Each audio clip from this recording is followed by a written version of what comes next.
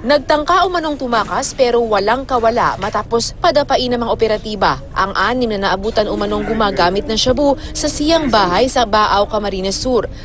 Ang ginagawa nila, paibibigay mga customer sila dito mismo, pinapagamit na nila. Timbog sa operasyon ang pangunahing target at may-ari ng bahay na si Gandhi Felizmeño. Gayon din ang kalibin niyang si Ludian Boquiron, kapatid na si Wilson Felizmeño, pinsan na si Jufred Felizmeño at sina Gerardo Alferez at Gaudencio Santo Domingo.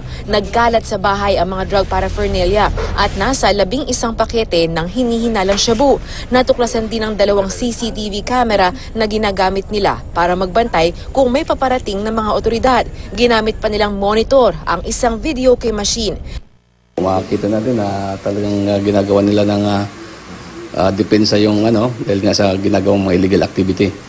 May CCTV pa nga sila sa labas na akala nila ka-prevent sa operating team.